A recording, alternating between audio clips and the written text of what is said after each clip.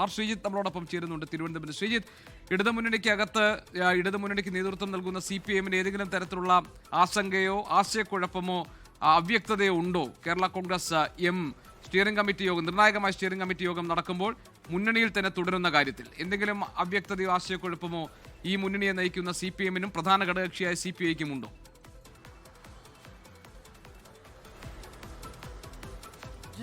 കേരള കോൺഗ്രസിന് എമ്മിനകത്ത് UDF-ലേക്ക് പോകണമെന്ന തരത്തിലുള്ള ചർച്ചകളുണ്ട് എന്നതിനെപ്പറ്റി CPIM-നും LDF നേതൃത്വത്തിനും കൃത്യമായ ധാരണകളുണ്ട്.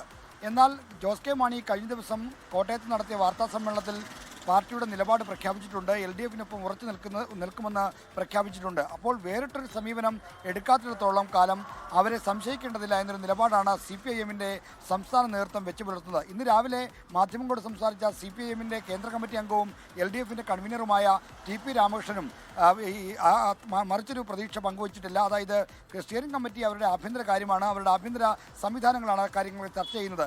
എങ്കിൽ പോലും ഇടതുമുന്നണി വിടുമെന്ന് ജോസ് കെ മാണി പ്രഖ്യാപിച്ചിട്ടില്ല. ജോസ് കെ മാണി പ്രഖ്യാപിച്ച വാക്കുകളിലാണ് തങ്ങൾക്ക് വിശ്വാസം എന്നാണ് TP രാമകൃഷ്ണൻ പറഞ്ഞത്.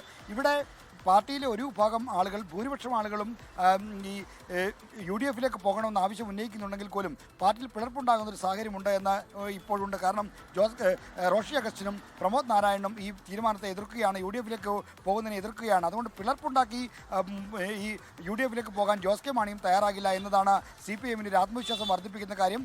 അങ്ങനെ ഉണ്ടായാൽ തന്നെ 2010 കേരള കോൺഗ്രസ് ജോസഫ് വിഭാഗം അന്നത്തെ ഈ UDF-ലേക്ക് പോയതുപോലെ മാണി കോൺഗ്രസിൽ ലയിക്കാൻ പോയപ്പോൾ സുരേന്ദ്രൻപിള്ള അടക്കമുള്ളവരെ പിടിച്ചു നിർത്തി ആ പാർട്ടി പിളർത്തിയ അനുഭവം CPIM-നുണ്ട്. അതുകൊണ്ട് ആ മാർഗം തന്നെ ഇനി വീണ്ടും അവലംബിക്കുമെന്ന ആത്മവിശ്വാസം കൂടി CPIM-നുണ്ട്. GK, ലോകത്തെവിടെയായാലും ഏത് സമയത്തും 24 വാർത്തകളും ഓഗ്മെന്റഡ് റിയാലിറ്റി പാക്കേജുകളും എക്സ്പ്ലെയിനറുകളും വിശദമായി കാണാൻ ഞങ്ങളുടെ YouTube ചാനൽ നിങ്ങൾക്ക് സബ്സ്ക്രൈബ് ചെയ്യാം.